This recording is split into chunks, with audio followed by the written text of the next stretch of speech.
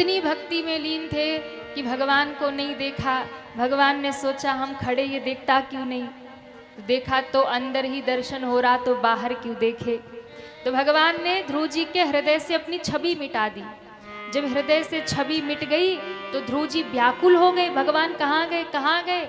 व्याकुल होकर नेत्र खोला, और नेत्र खोला तो जिस छवि का दर्शन हृदय में हो रहा था वही भगवान साक्षात सामने खड़े थे। ध्रुव जी महाराज भगवान को देखने लगे, और देखा सो देखते रह गए, देखते रह गए। भगवान मुस्कुराए, ध्रुव जी मुस्कुराए। अब ध्रुव जी इसलिए मुस्कुरा रहे हैं कि मैया ने तो कहा था कि तप करके भगवान को प्रकट करो, पर ये तो बताया ही नहीं कि भगवान आएंगे तो उनसे कहना क्या है। भगवान को ना निर्मल मन बहुत प्रिय है। भोला भगत, सरल भगत जो है ना, वो भगवान को बहुत प्रिय है। भगवान के दो बेटे हैं, एक भक्त एक ज्ञानी। भगवान कहते हैं ज्ञानी मेरा बड़ा बेटा है और भक्त मेरा छोटा बेटा है। तो ज्ञानी बड़े खुश हो गए, हम तो भगवान के बड़े बेटे हैं। भक्त रोने लगे, बोले हम आपके छोटे बेटे हैं, हमें बड़ा बना देते। भगवान ने कहा देखो, ज्ञानी जो होता है ना वो बहुत ज्ञानवान होता है, उसके पास बहुत ज्ञान है। ज्ञानी के पास बहुत ज्ञान है, तो वो क्या करता है, वो मुझे याद रखता है। जो ज्ञानी होता है, भगवान कहते वो मुझे याद रखता है, पर जो भगत होता है वो छोटा है। इसलिए भगत मुझे याद रखे ना रखे, मैं अपने भगत को याद रखता हूँ। जैसे एक माँ का यदि दो बालक हो, और एक बालक मान लो 10 वर्ष का हो और दूसरा बालक 5 वर्ष का हो, तो मैया का ध्यान किस पे ज्यादा रहेगा, कहिए। और अगर उससे भी मान लो उससे भी छोटा है, अगर वो 3 वर्ष का है, 2 वर्ष 2.5 वर्ष का है, तो और ज्यादा ध्यान रहेगा, है ना। क्यों, ये अबोध है, इसे कुछ नहीं पता है। तो माँ ध्यान रखती है, कब इसे भूख लग रही है, कब ये बीमार पड़ रहा है, कब इसे सर्दी लग रही, कब गर्मी लग रही है। माँ एक एक छोटी छोटी चीज का ध्यान रखती है, ज्यादा ध्यान रखती है, हर समय उसका ध्यान रखती है। पर अगर बड़ा बेटा है 10-12 साल का है तो माँ उतना ध्यान नहीं रखती। उसे पता है कि अब बड़ा हो गया है, अब वो अपना समझ सकता है, देख सकता है। तो छोटे बेटे पर ध्यान ज्यादा होता है। भगवान कहते हैं ज्ञानी मेरा बड़ा बेटा है, उसे ज्ञान है, वो सब जानता है, इसलिए मुझे ज्ञानी की याद नहीं रहती, उसकी फिक्र नहीं रहती, वो मेरी फिक्र करता है, मुझे याद करता है। पर भगत जो है वो अबोध है, वो मेरे सहारे है। इसलिए जैसे माँ अपने बच्चे को रखती है, वैसे भक्त को भगवान दिन रात याद करते हैं, संभाल करते हैं, उसको रखते हैं भगवान। करही सदा तिनकी रखवारी, जिमी बालक राखई महतारी। माँ जैसे अपने अबोध बालक की देखभाल करती, रक्षा करती, भगवान वैसे रखते अपने भगत को। इसलिए जिसका मन भोला होता है वो भगवान को अत्यंत प्रिय होता है। भगवान को चालाकियां अच्छी नहीं लगती, छल कपट अच्छा नहीं लगता। अच्छा बताओ, दुनिया में यदि आप चालाकी करते हैं तो किसी को अच्छा लगता है, कहिए। माँ बाप को अच्छा लगता है, किसी को अच्छा नहीं लगता। संसार में जब आप चालाकियां करते हैं तो वो किसी को अच्छा नहीं लगता, तो क्या भगवान के सामने चालाकी करोगे तो अच्छा लगेगा। भगवान कहते मुझे भोला भगत, निर्मल मन का भक्त अति प्रिय है। भगवान ने शंख का स्पर्श कराया, वेद वेदांत सब याद हो गए, हाथ जोड़ के स्तुति गाई है। और भगवान ने कहा क्या चाहिए। ध्रुव ने कहा मुझे कुछ नहीं चाहिए। भगवान ने कहा कि तुम कुछ कामना तो लेकर आए थे ना, मेरे दर्शन का भी तो फल है। ध्रुव जी ने कहा था कामना तो थी कि आपके गोद में बैठना है। भगवान ने कहा फिर आओ, आज मैं तुम्हें अपनी गोद में बिठाता हूँ। और भगवान ने उठा करके श्री ध्रुव जी महाराज को अपने गोद में बिठा लिया। बोलिए भक्त वत्सल भगवान की जय हो, नारायण भगवान की जय हो। भगवान ने ध्रुव जी को अपनी गोद प्रदान कर दी और ध्रुव जी महाराज आनंद से भर गए। भक्त को भगवान मिल जाए तो और क्या चाहिए। ध्यान रखिए, ध्रुव जी महाराज को 5 वर्ष की अवस्था में भगवान मिल गए। भजन करने की कोई उम्र नहीं होती।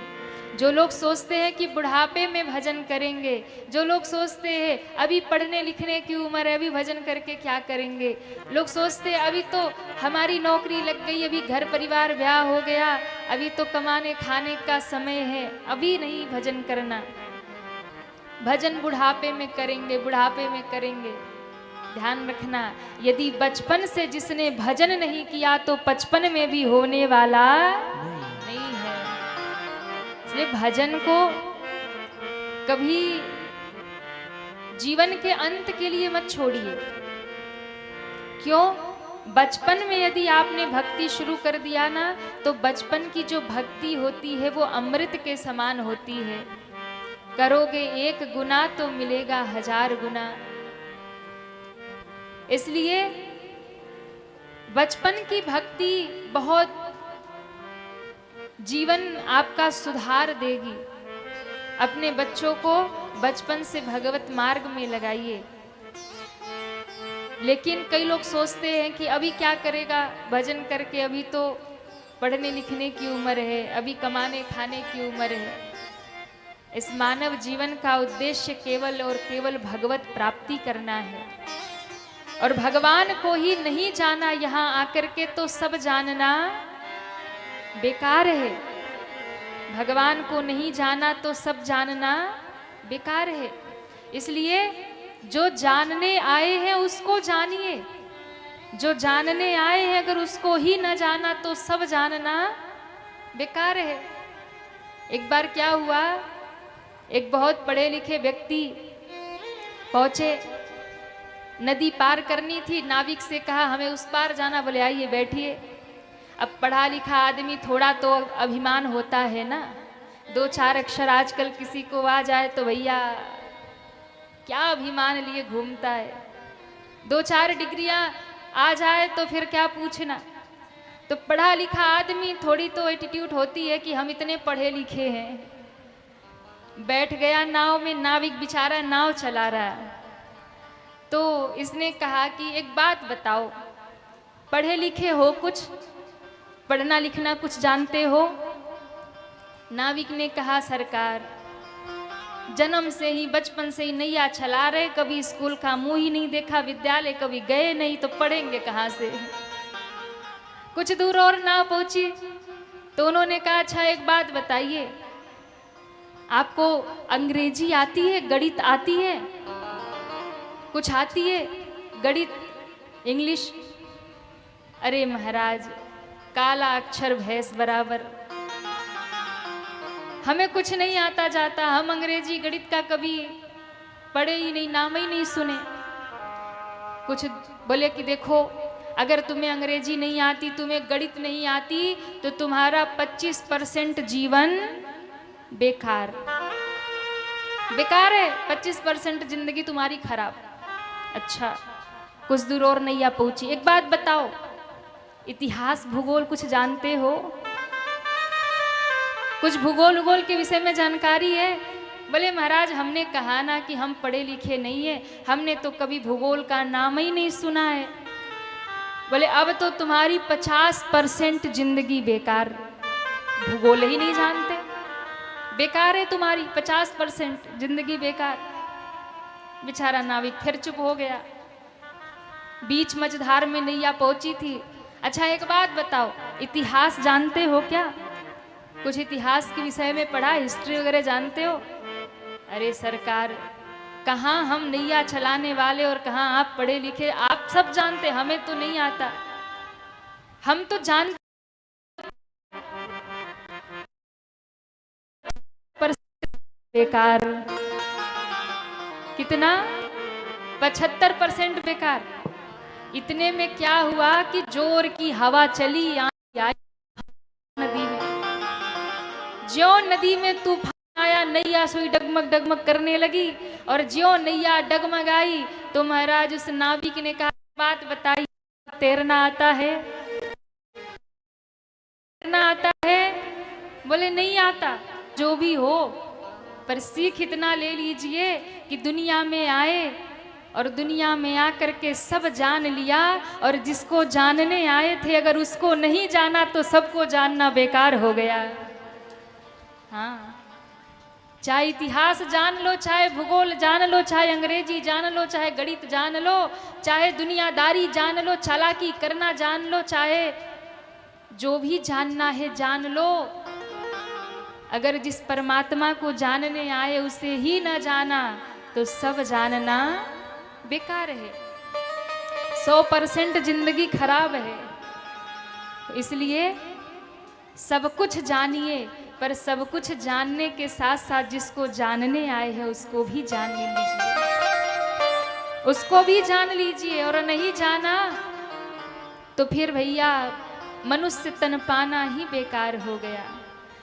एक बड़ा प्यारा भाव पूज्य महाराज श्री गाते हैं कि जब तू न हरि के भजला, गा दे कि रहने दे? कहिए, रहने दे कि गा दे? गा दे, ताली बजनी चाहिए। बहुत प्यारा भाव है कि समय रहते भजन कर लीजिए, समय रहते गुरु की शरण पकड़ लीजिए, प्रभु की शरण पकड़ लीजिए, और अपने इस जीवन को प्रभु के भक्ति में भजन में लगा दीजिए, नहीं तो भैया सब निरर्थक हो जाएगा। जब तू न हरि के भजला, ना भजला सीताराम के, इतना बता दा ई देहिया कौना काम के, इतना बता दा ई देहिया कौना काम के। जब तू न हरि के भजला, जब तू न हरि के भजला, जब तू न हरि के भजला, जब तू न हरि के भजला, ना भजला सीताराम के, इतना बता दा ई देहिया कौना काम के, इतना बता दा ई देहिया कौना। जरा उठाइए दोनों हाथों को और तालियां बजाते हुए हरि बोल।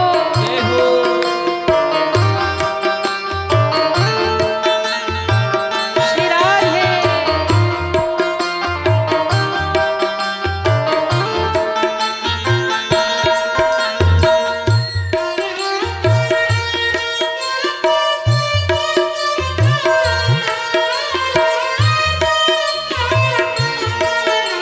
राधारणी सरकार की जय हो।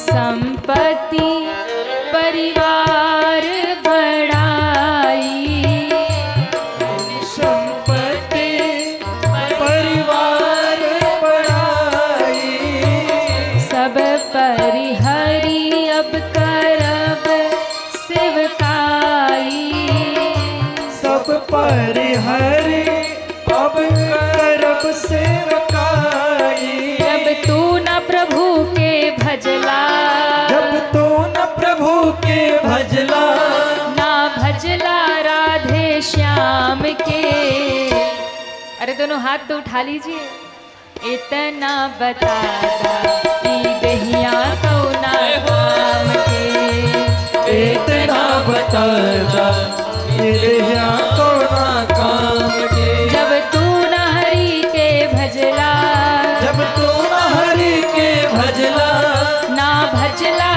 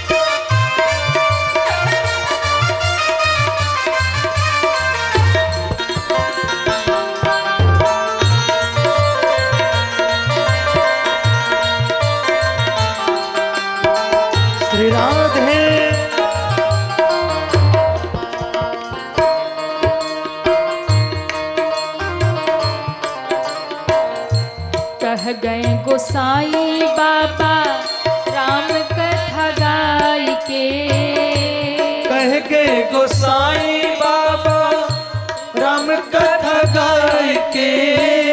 राम कथा, भागवत कथा, शिव महापुराण कथा, सब कथा का एक ही सार है।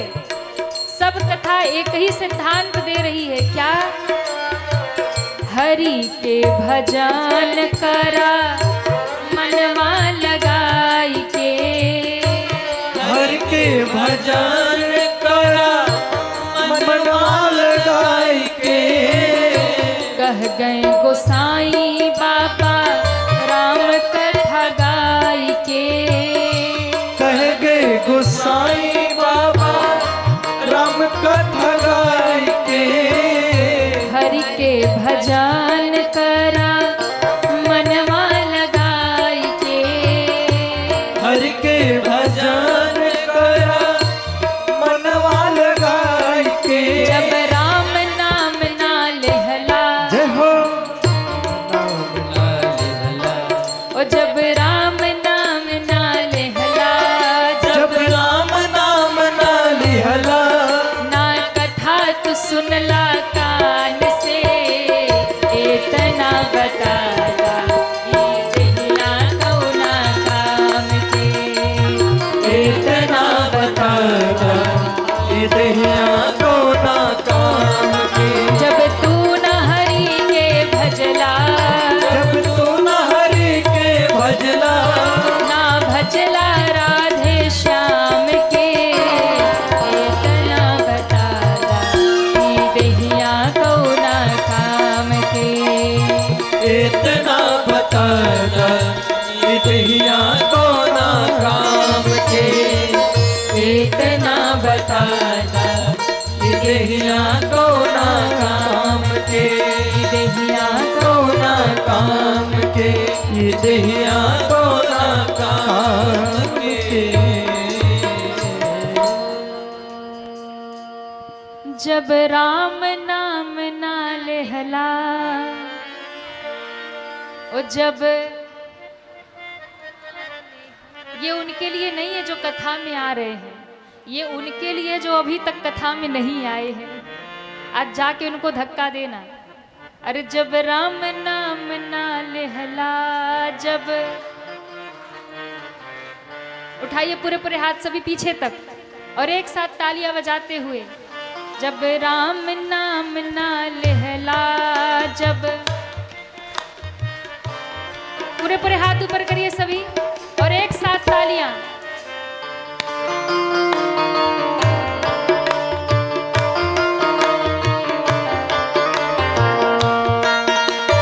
हरि बोल।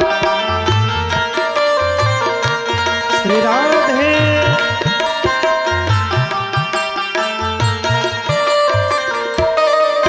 जब राम नाम ना लेहला, जब अभी जोर से आवाज नहीं आ रही, धीरे आ रही। पूरे पूरे हाथ ऊपर करिए सभी पीछे तक और एक साथ। जब राम नाम ना लेहला, जब ना कथा तू सुनला कान से, ना कथा इतना बता दा ई देहिया कौना काम के। इतना बताता ये दहिया को ना काम के। ई देहिया कौना काम के। ये दहिया को ना काम के। ये दहिया को ना काम के। इतना बता दा ई देहिया कौना काम के। इसलिए अगर भजन नहीं किया तो सब बेकार। अच्छा, ये कलयुग के लोग किसके चक्कर में पड़े हैं बता दे? बड़े ज्ञानी लोग हैं। हाँ? कलयुग के लोग भजने के चक्कर में नहीं पड़े हैं, दिन रात खाली भजाने के चक्कर में पड़े हैं। आप बजाइए जोर से ताली। अच्छा बताइए, बात सही है कि गलत है? हाँ, सही है ना? गलत है? किस चक्कर में दिन रात पड़े हैं? हाय कितना नोट आ जाए, कितना पैसा कमा ले, कितना बैंक भर ले, बैंक बैलेंस फुल हो जाए। बताओ, कई कई तो जुगाड़ में लगे रहते हैं। क्यों? बोले 8 पीढ़ी का हो गया तो 9वां क्या करेगी, उसका भी इंतजाम कर दे। 9वां पीढ़ी का इंतजाम हो गया तो 10वीं क्या करेगी, उसका भी इंतजाम कर दे। और इंतजाम करते करते निकल जाते हैं, अपना इंतजाम नहीं कर पाते। इसलिए इस जीवन का उद्देश्य समझिए। ध्रुव जी ने 5 वर्ष की अवस्था में भजन करके भगवान को प्राप्त कर लिया। 36,000 वर्षों तक ध्रुव जी ने राज्य किया। इसके बाद ध्रुव जी महाराज भगवान के धाम को गए। आज भी ध्रुवलोक में ध्रुव जी महाराज विराजमान हैं। बोलिए ध्रुव जी महाराज की जय हो।